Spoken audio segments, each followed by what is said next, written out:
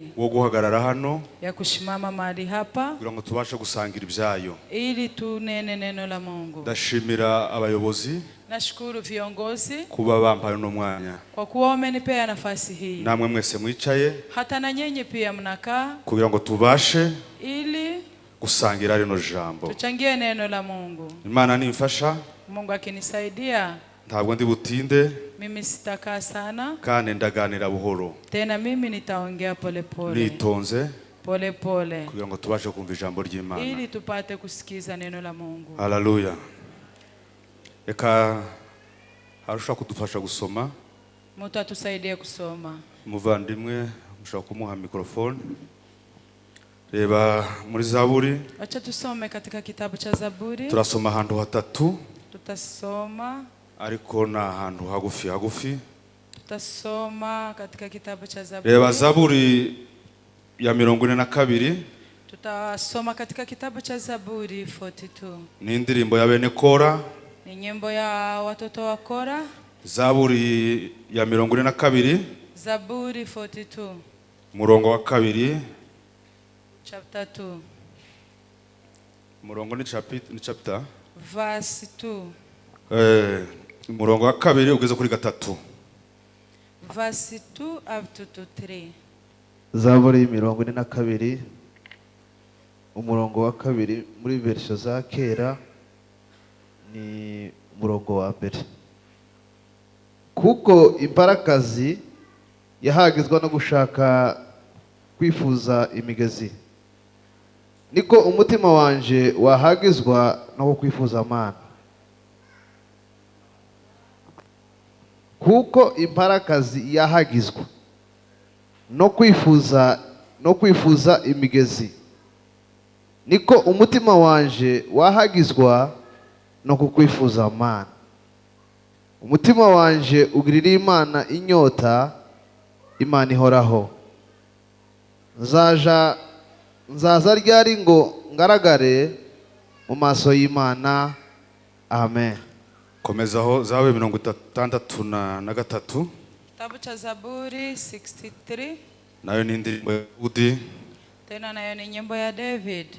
yaririmbye ari mu butayu Ameimba akiwa jangwani. bw'Ubuyuda.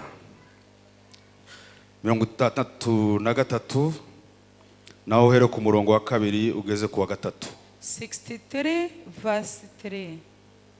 Zaburi 63 umurongo wa 2 muri version za kera nabwo ni ku murongo wa 1. Mana ni wowe Mana yanjye, ndazinduka kugushaka, umutima wanjye ukugirira inyota, umubiri wanjye ugukumburira mu gihugu cyumye, kiruhijwe n'amafa kitagira amazi. Uko niko nagutumbiriye, uko niko nagutumburiye ahera hawe, kugira ngo ndebe imbaraga zawe n'ubwiza bwawe. Amen. Ongera uhakomeza uhagarare, soma hanyuma soma mutumwa bwiza bwa Matayo Katika kitabu cha Matayo 5 no kuri 6. chapter 5 tuanzie 6. Kuri 6. Matayo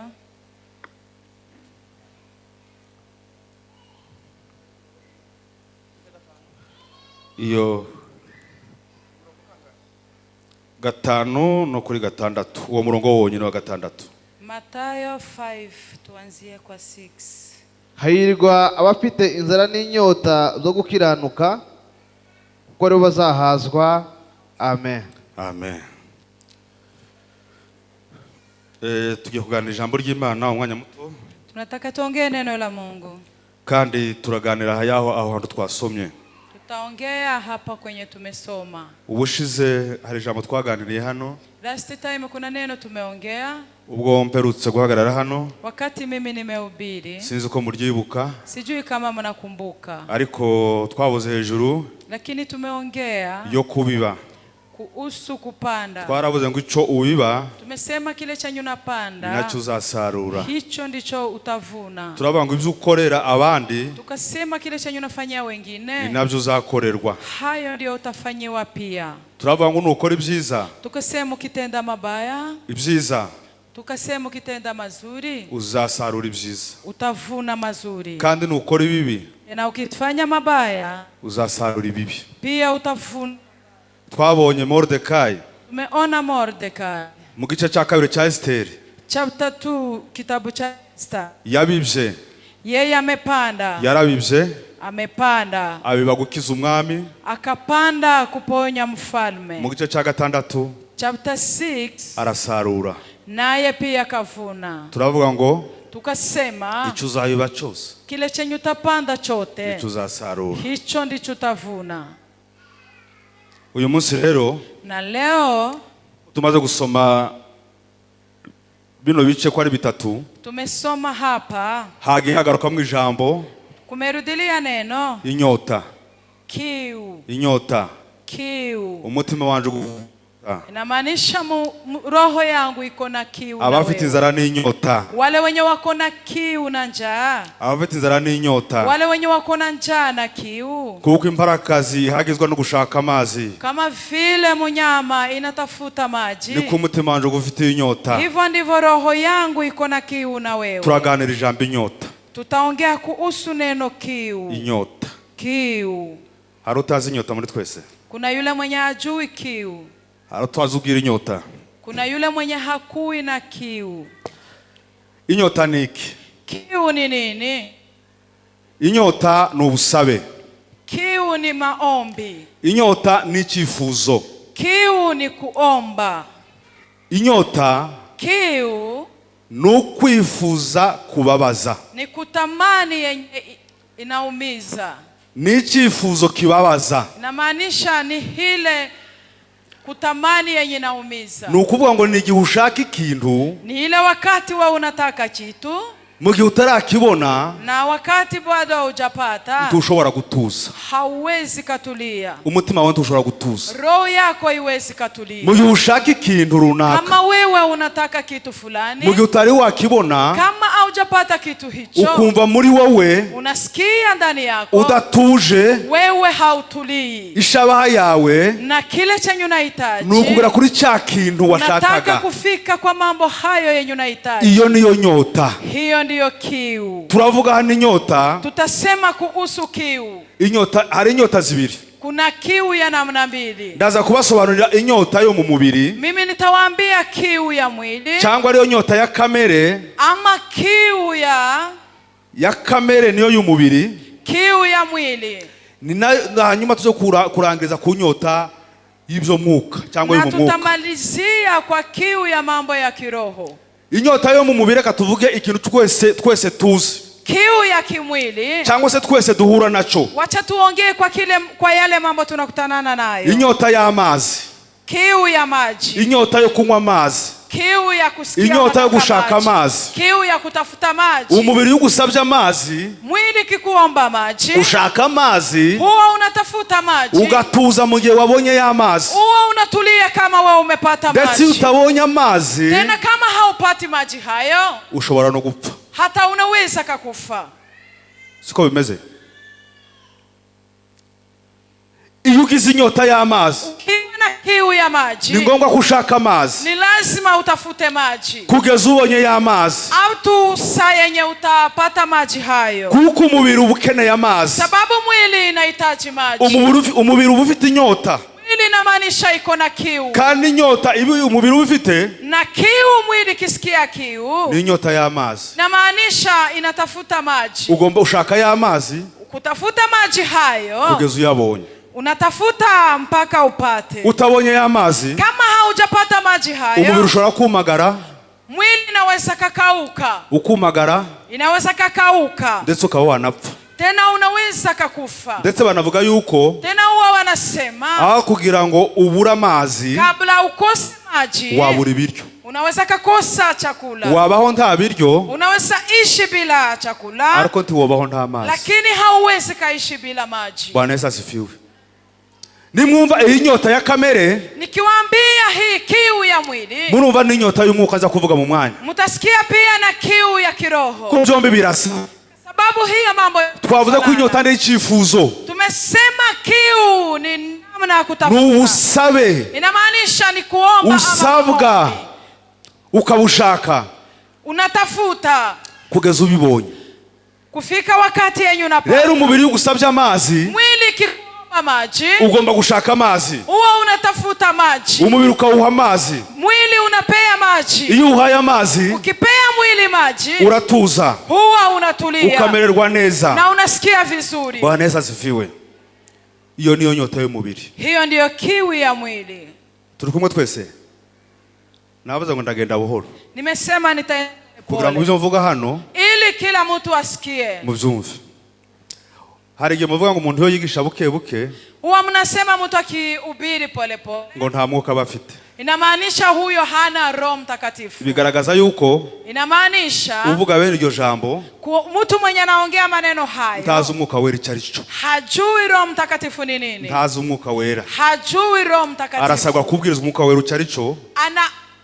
Anatakikana kuhubiriwa Roho Mtakatifu ni nini, ili apate kupokea. Umwuka wera ntabwo ari ukwiterera hejuru. Roho Mtakatifu sio kubwiriza cyane, si ukwiterera hejuru, kuhubiri sana, sio kupiga nduru. Ahubwo nigeze kubabwira ko abakristo basabwa kwigisha, lakini wakristo wanafaa wafunzwe. Abapagani no babwirizwa.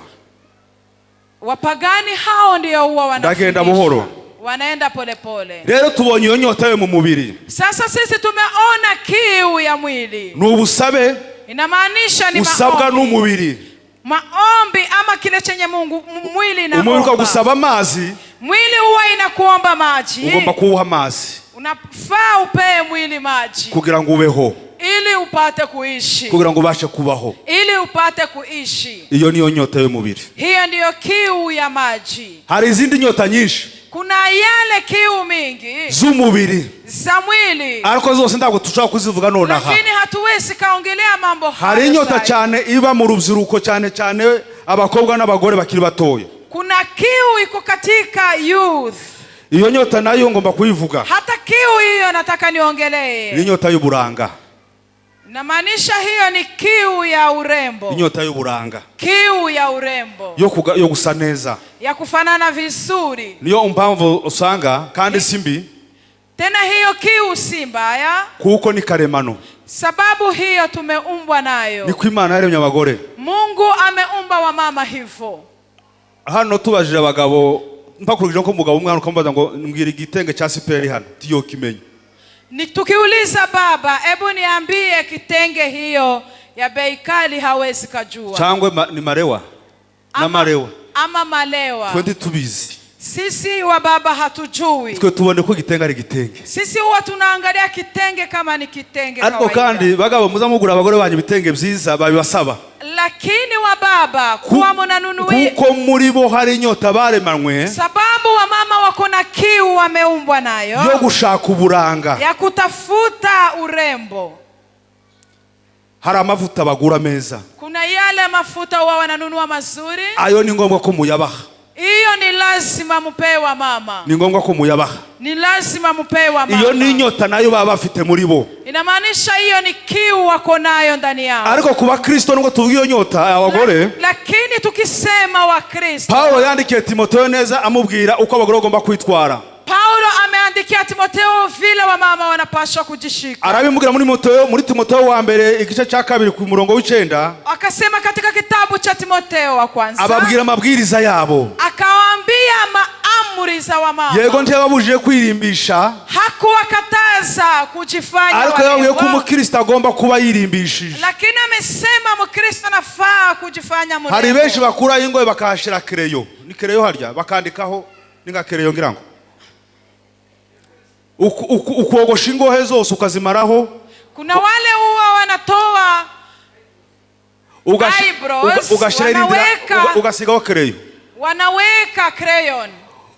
Ugasifata iminwa ukayisiga umutuku n'icyatsi kibisi n'ikirepe. Unashika midomo yako unaweka vitu ya blue na yellow. nukuvuga ngo ushaka kwihindura ukashaka kwigira uko Imana itakuremye. Inamaanisha wewe unataka kujifanya vile Mungu hakukuumba. Iyo nayo ni inyota baremanwe. Hiyo nayo ni kiu wa mama wa ariko hari ibintu mutagomba gukora, lakini kuna yale hamfai kufanya. Nk'abakristo Kama Wakristo mutagomba gukora.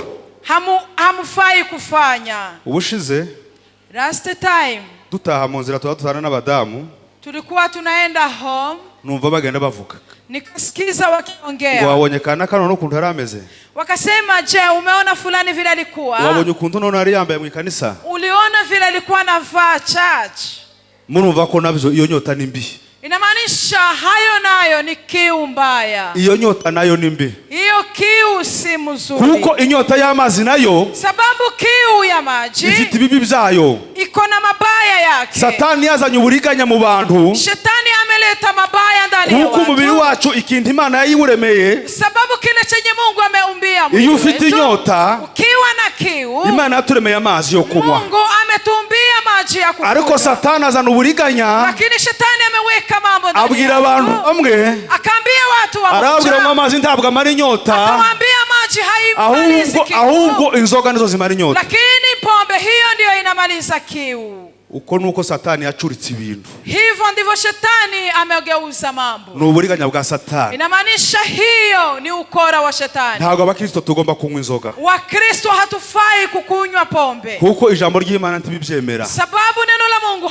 halitukubalia hayo. Umuntu wese ukunda Imana, wale wote wenye wanampenda Mungu, hakunda kunywa inzoga. hafai kunywa pombe. Inzoga ntabwo imara inyota kuko babivuga. Pombe haimalizi kiu kama vile wanaongea. General Ingoye, mimi nimekunywa pombe cyane sana. ahubwo inzoga itera inyota. At least pombe huwa inaleta mtu akuwe na kiu. Ubundi wararaga wanywa inzoga neza ukazinywa ukaryama nka saa 7 saa 8. Ukikunywa pombe vizuri huwa unalala saa 8 ama saa 7. Uzoka saa 12 ufite inyota uja gushaka izindi. Huwa unaamuka asubuhi ukiwa na kiu. Inzo nizo Satani yagerageje guhindura. Hiyo ndio mambo Shetani amegeuza. Yereka abantu yuko akaonesha watu inzoga zishobora kumara inyota, pombe inaweza kumaliza watu kiu, ahubwo inzoga irangiza. lakini pombe huwa inaharibu mtu. Ubwo ndabwira abasore n'abagabo barimo hano banywa inzoga, huwa niko naambia wale wote wenye wanakunywa pombe hapa, yego hano wo guha inzoga ntawo woyimwa. kwa kweli ukipea mtu pombe hapa hawezi kunywa. Hano turi mu kanisa, sababu hapa tuko church. ariko arashobora kuba bihisha hariya hirya, lakini kuna wale wenye huwa wanajificha hapo nyuma bakazinywa. wanakunywa pombe. Ndetse si abasore bonyine n'abagabo, tena si wa vijana wenyewe na wababa, ngo n'abagore nabo basibe banywa inzoga, hata na wamama pia huwa wanakunywa pombe, bakihisha. huwa wanajificha. Inzoga zigira ububi bwazo. Inamaanisha pombe iko na mabaya yake. No muri Bibiliya, hata Bible twabanye abantu banywa inzoga, tumeona wale wenye wamekunywa pombe, banywa inzoga, wamekunywa pombe, bakora amakosa akomeye, wakafanya makosa ya ajabu. Mwibuke Noa, Hebu kumbukeni Noa, ubwo yamaraga gusinda, wakati amemaliza kulewa, yakuyemo imyambaro, yeye ametoa mavazi abana yake, babona ubwambure bwe, watoto wake wakaona uchi ubwo wake. byatewe n'inzoga. Hiyo mambo imeletwa na ubwo ni ububi bw'inzoga. Inamaanisha hayo ni mabaya ya Mwibuke pombe. Loti, Mkumbuke pia Loti, ubwo yanywaga inzoga, wakati amekunywa pombe, abakobwa be bamuhaye inzoga, wasichana wake wamempea pombe, bituma sambana n'abakobwa be yibyariye.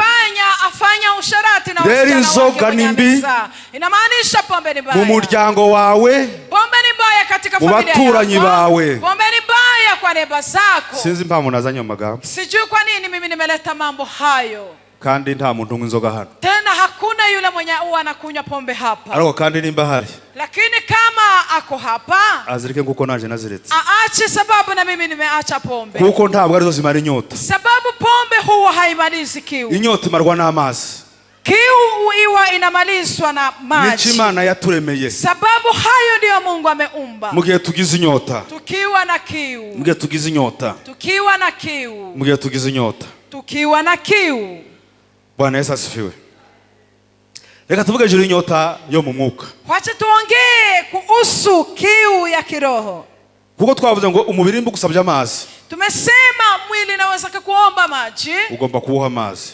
Mwili kikuomba maji inafaa upee mwili maji. Inyota yo mu mwuka rero, tena kiu ya kiroho ni inyota yo gushaka Imana. Inamaanisha hiyo ni kiu ya kutafuta Mungu. Inyota yo gushaka Imana. Kiu ya kutafuta Mungu. Imana iboneka iyo tuyishatse. Mungu huwa anaonekana tukimtafuta.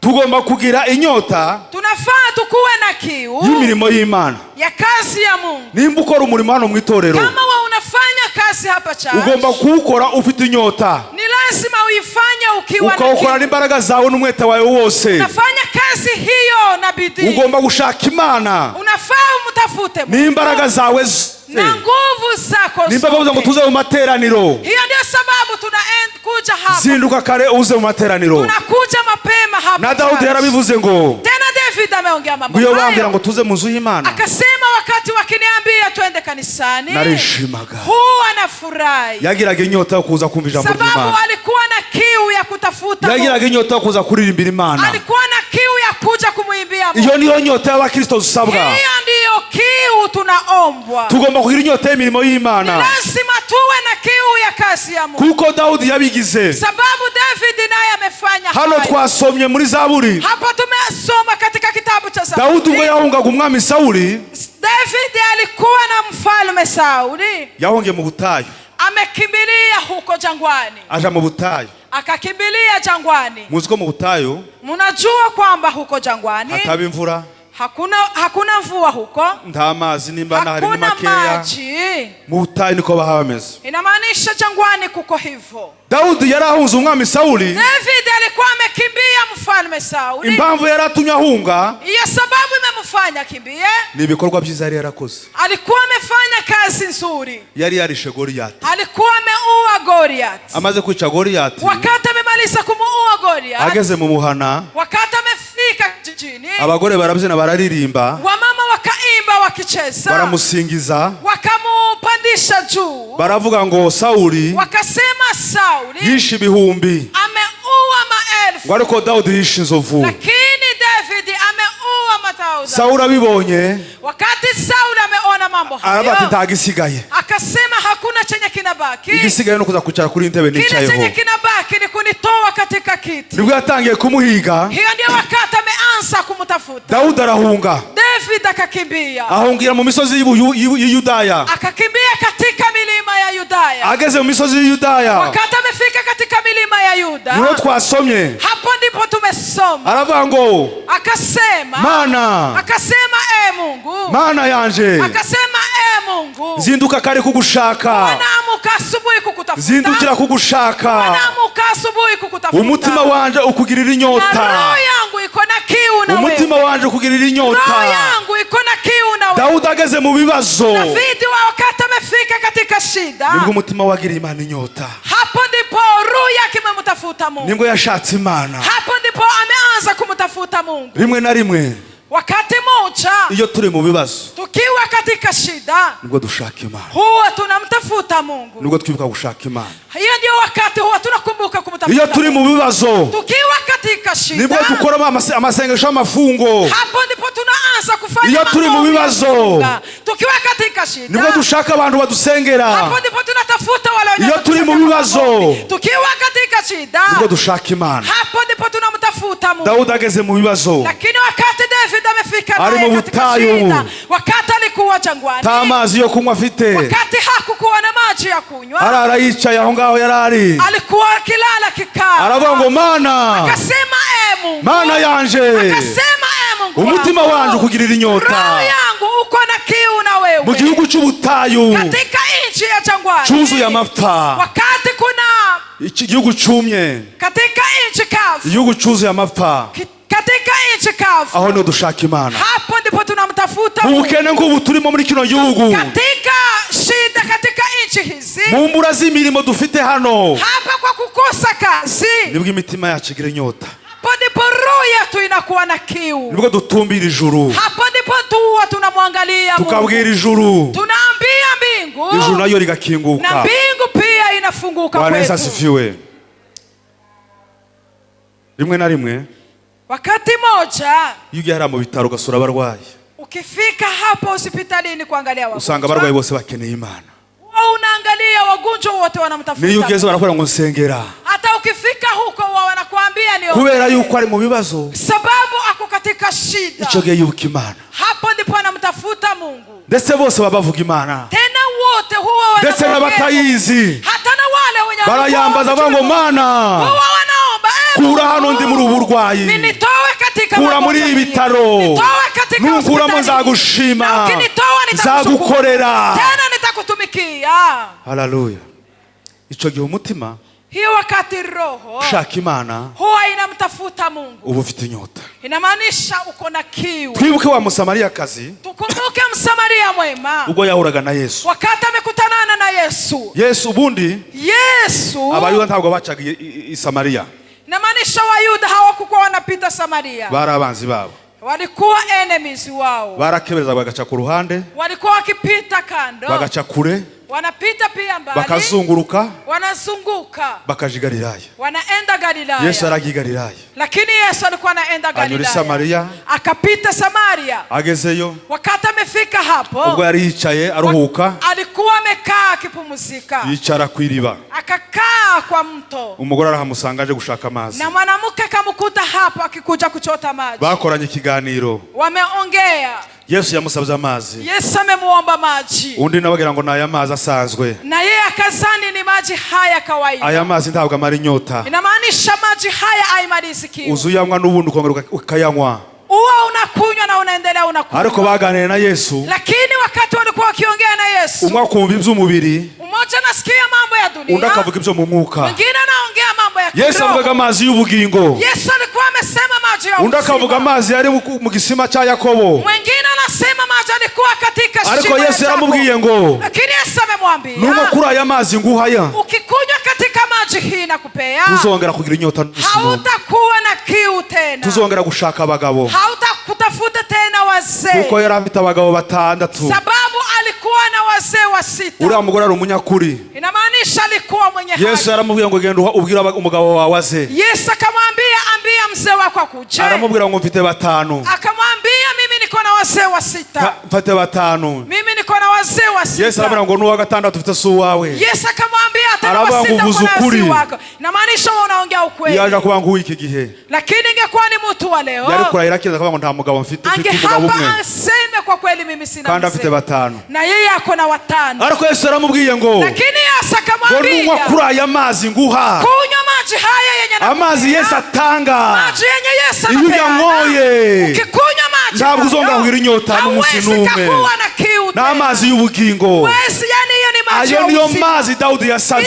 ndiyo maji David Ayo niyo aliomba. mazi umutima wa Dawudi wari Hiyo ufitiye ndiyo inyota. maji David alikuwa Ayo nayo. niyo mazi tugomba Hiyo ndiyo kwifuza. maji tunapaswa Twifuza kutamani. amazi ng'imbarakazi. Tutamani maji. Imbarakazi yaravuze ngo uko umutima wanje uhazwa no gusaba amazi Kama vile roho yangu inatafuta maji, no kugushaka, hivyo ndivyo roho yangu inakutafuta. niko nanje ngushaka mwami. Aha ni ukugereranya. Namaanisha hapo tuna Imitima yacu igomba kwigarira ku mbarakazi. roho zetu zinafaa ziangalie kwa mnyama huyu. Imbarakazi ikeneye amazi, Ikitafuta maji irashaka aho yaba ari hose, huwa inatafuta mahali kote igasubizwamo maji imbaraga. na inarudishwa ndani nguvu. Ubushize nabwiye ko imbarakazi Wakati moja nimewaambia, iyo bayihize hii mnyama wakiiwinda bakayikomeretsa wanaumiza mnyama huyu, cyangwa imbwa ikayirumaho ama umbwa inamuuma igakomereka, na inaumia, iriruka cyane, huwa inakimbia sana, igashaka ahantu hari umugezi, inatafuta mahali kwenye kuna ngo iyo mto. ugeze mu mazi ikanywa y'amazi, Ikifika mahali kuna maji na inakunywa maji hayo, ya maraso arakama, inamaanisha damu hiyo ya maraso inaisha. arakama, Inamaanisha damu hiyo huwa inaisha igasubizwamo imbaraga. na inarudishwa ndani nguvu. Icyo gihe umuhigi ntabwo yaba akifashe, Inamaanisha umbwa hawezi kamshika. na yambwa igenda ireba amaraso aho yageze kugira ngo yifate, Na umbwa ikienda ikiangalia damu hiyo ntabwo ili yaba ichukue, haiwezi haiwezi kaiona tena. kuko imbarakazi yagizwa no kugushaka. Kama vile mnyama huyu unatafuta unakutafuta, Niko umutima wanje ugushaka, hivyo ndivyo roho yangu niko umutima wanje ugufitiye inyota. Hivyo ndivyo roho yangu iko na Tugirire kiu Imana na inyota. wewe. Tukuwe na kiu ya kutafuta Dushake Mungu. Imana. Tutafute Mungu. Niko ijambo ryawe rivuga ngo dushake Imana bigishoboka ko ibonwa. Neno la Mungu linasema tutafute Mungu na bado Girira Imana anaonekana. inyota. Kuwa na kiu aho uzaza ugenda mu nzira, mahali kwenye unatembea uzugenda njiani, uririmba Imana, huwa unatembea uzugenda utekereza agakiza wahawe. uende ukiwaza kuhusu wokovu Ni nako umepewa. Yesaya yabyanditse avuga ijuru agakiza. Hata Isaya ameandika hivyo. Yaravuze ngo yemwe abafite inzara n'inyota, Amesema wale wenye uko abafite inzara n'inyota, wale wenye wako na njaa na kiu, nimuze ku mazi, kujeni kwa maji, muze munywe, mkuje mukunywe maji, muze mugure, kujeni mununue, munywe ku busa. mukunywe maji. Ako nuwakira agakiza. Inamaanisha huyo Iyo wakiriye agakiza, kama wewe umepokea inyota wokovu, y'iby'isi irashira, kuwa na kiu ya mambo ya dunia inyota y'iby'isi irashira. inamaanisha mambo ya kiu Muri wewe usigarana ijambo ushaka Imana, unabaki na neno la kutafuta Mungu. kuko Dawudi yashatse Imana. Kama vile David amemtafuta Mungu, Aravuga ngo Mana yanje, amesema Mungu, Mana yanje, amesema Mungu, zinduka kare, wanamuka zinduka asubuhi, kugushaka, wanamuka asubuhi nikikutafuta. umutima wanje ukugirira inyota, Na roho yangu ina kiu na wewe, umutima wanje ukugirira inyota. roho yangu ina kiu na wewe. Ese umutima wugirira Imana inyota? Je, roho yako iko na kiu? Umutima wugirira Imana inyota? Je, roho yako iko na kiu ya kutafuta Mungu? Bwana Yesu asifiwe. Haleluya, haleluya. Nugira inyota, Ukiwa na kiu uzashaka Imana. utamtafuta Mungu. Nugira inyota, Ukiwa na kiu tuzasubira mu byaha. hawezi karudi kwa zambi tena. Dawudi David yari afite inyota, alikuwa na kiu, kandi iyo nyota tena kiu hiyo yatumye abona Imana. imemfanya mpate Mungu. Ndakurahiye nugira inyota, Tena wewe ukiwa na kiu uzabona Imana, utamuona Mungu, uzabona Imana, utamuona Mungu, uzabona Imana, utamuona Mungu, uzabona Imana. utamuona Mungu. Imana Mungu ndikubonekera, ikikuonekania, inyota izashira muri wowe, kiu itaisha ndani yako. inyota y'iby'isi izashira, Kiu ya mambo ya dunia itaisha, inyota y'iby'isi izashira. kiu ya mambo ya dunia itaisha. Haleluya.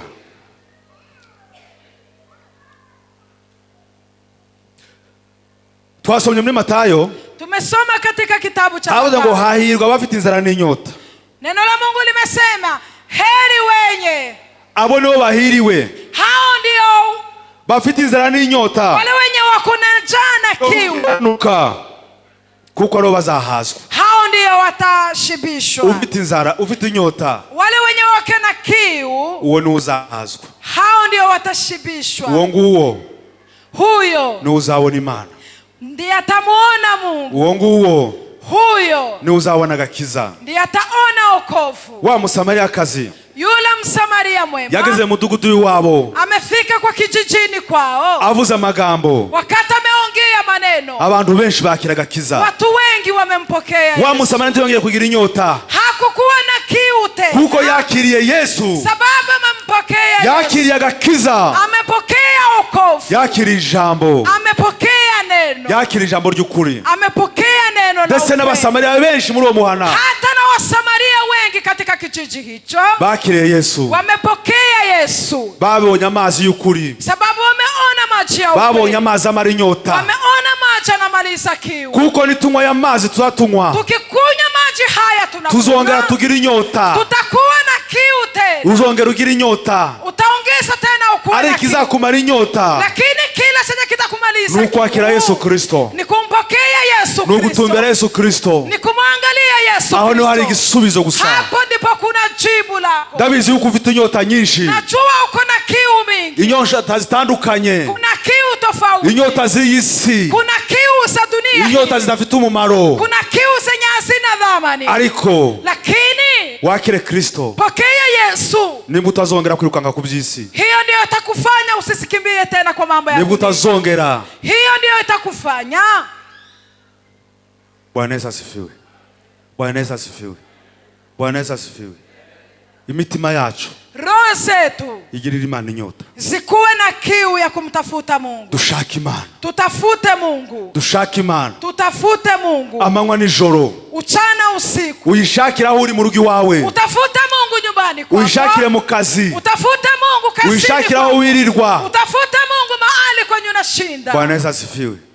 ni igihe cyo gushaka Imana. Hii ni wakati ya kumtafuta Mungu. Ni igihe cyo gushaka Imana. Hii ni wakati ya kumtafuta Mungu. Dawudi yashatse Imana. David amemtafuta Mungu. Yagize inyota y'Imana. Alikuwa na kiu na Mungu. Yari mu bibazo byinshi. Alikuwa katika shida mingi. Kubera ko yashatse Imana. Lakini sababu amemtafuta Mungu. Yabaye umwami. Alikuwa mfalme. Yabaye umwami. Amegeuka kuwa mfalme. Kubera ko yabonye Imana. Sababu amempata Mungu. Kubera ko Imana yamugendereye. Sababu Mungu amemtembelea. Kubera ko yahumekewe. Sababu zote zenye tuko nazo. Ubutayu uri murabuzi. Jangwa yenye uko ndani uko naijua. Erega no kutaba mu gihugu cyawe n'ubutayu. Hata na kuwa kwenye yenye si yako. No kutabiwanyu n'ubutayu. Nayo pia hiyo ni jangwa. Hari ubutayu burenze ubu. Hakuna jangwa yenye nashinda kuwa mkimbizi. Ariko muri ubu butayu turimo. Lakini katika jangwa hili dushaka Imana. Tutafute Mungu. Duhamagara Imana. Tumuite Mungu. Dushaka Imana. Tutafute Mungu. Imana izadutabara. Mungu atatusaidia. Imana izatwumva. Mungu atatusikiza. Mu bibazo Imana izitwumva. Katika shida Mungu anatusikiza. David ubwo yagiye kwica Goliath. Wakati ameenda kumuua Goliath. Icyo yabanje gukora. Kila chenye amefanya. Yabanje gutanga ubuhamya. Ameanza kwanza katoa testimony. Iyo ufite ubuhamya. Ukiwa na testimony. Iyo ufite ubuhamya uranesha. Ukiwa na testimony uwa. Bashatse kumusubiza inyuma nguko kari agasore kakiri gatoya. Wanataka kumurudisha nyuma sababu alikuwa. Ariko aravuga ngo reka mbabwire amakuru. Lakini akawaambia wacha mimi. Ubwo narindagiye umukumbi wa data hariya. Nilikuwa nachunga ng'ombe sababu. Intare yaraje ifata umwana w'intama. Dubu imakuja ikachukua ndawuyaka. Mimi nikamnyang'anya. Ndagije mfata ya ntare ndayica. Kisha nikachukua simba hiyo nikaiua. Idubu yaraje. Wakati simba ndayifata ndayica. Mimi nikaichukua nikaiua. Yesu ufite ubuhamya.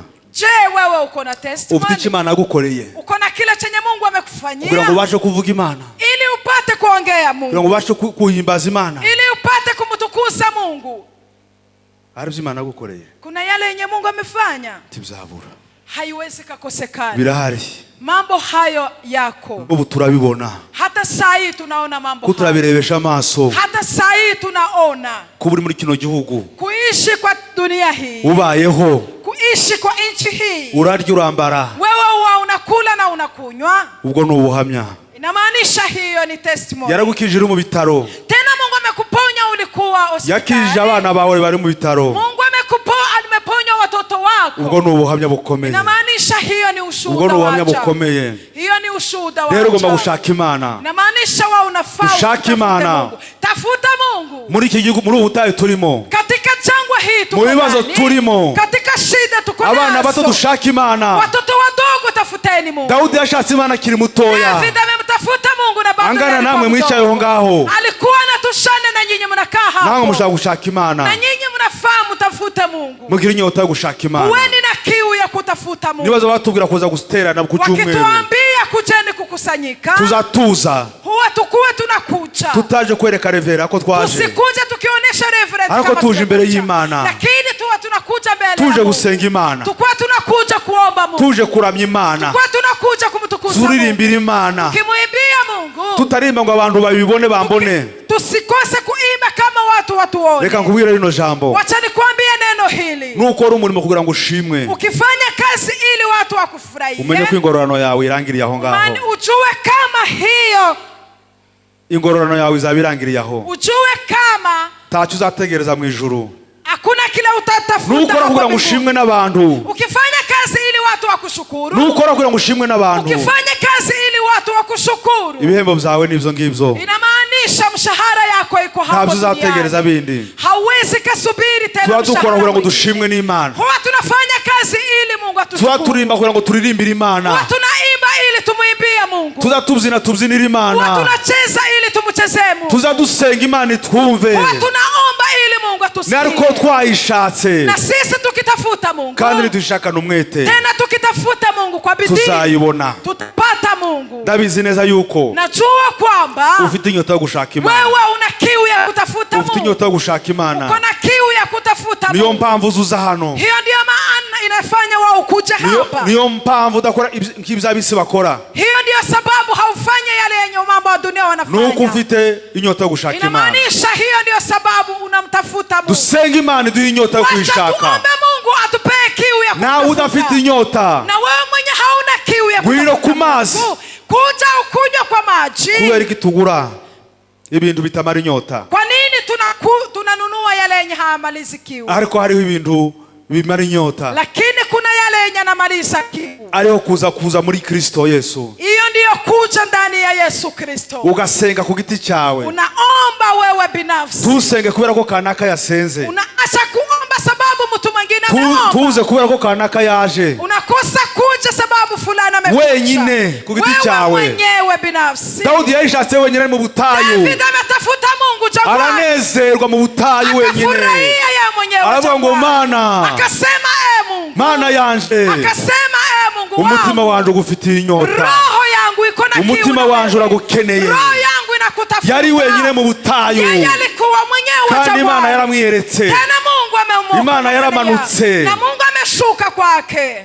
Kubera kubanza gutegereza ko ikanisa ryuzura. Sababu wewe unasubiri kanisa ijae. Ubwo nibyo abantu burimo. Hiyo ni mambo ya dunia uko ndani. Si iby'Imana. Hiyo si mambo ya Mungu. Iby'Imana ni wewe wenyine ni Imana. Mambo ya Mungu ni wewe mwenyewe binafsi. Iby'Imana si iby'abantu. Inamaanisha mambo ya Mungu si ya watu. Si ibizo kureba mugenzi wangu yakoze ikibi. Sio ya kuangalia mwenzako. Ntabwo twe twaje guca imanza hano. Sisi hatukukuja kuangalia wengine. Uca imanza ni Kristo wenyine. Inamaanisha Mungu ndiye atatoa ushuhuda yeye mwenyewe. Hano ntabwo ducarana imanza. Sisi hapa huwa hatukati shauri kwa hano tuza kuvuga ijambo ry'Imana. Huwa tunakuja hapa kuongea. Tuza kuririra Imana. Huwa tunakuja hapa kumulilia. Tuza kubwira Imana ibibazo byacu. Huwa tunakuja hapa kuambia Mungu. Tuza gusenga Imana. Huwa tunakuja hapa kuomba. Kugira ngo Imana ibashe kutwumva. Ili Mungu apate kutusikiza. Kandi Imana ibashe kudusubiza. Ili Mungu apate kutujibu. Nicho kituzana hano. Hiyo ndio inatuleta hapa. Bwana Yesu asifiwe.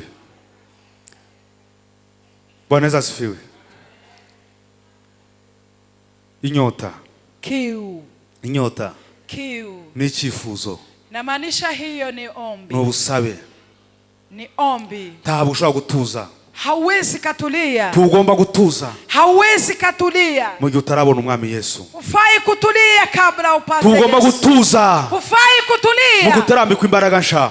Kabla uvae nguvu. Tugomba gutuza. Ufai kutulia. Tugomba gutuza. Ufai kutulia. Iyo ni inyota. Namaanisha hiyo ni kiu. Iyo ni inyota. Namaanisha hiyo ni tugomba gutuza. Ufai kutulia. Utaragira mu kigero gikwiriye. Kabla ufike mahali pazuri. Gikwiriye umukiranutsi. Kabla ufike mahali pazuri. Gikwiriye umukristo.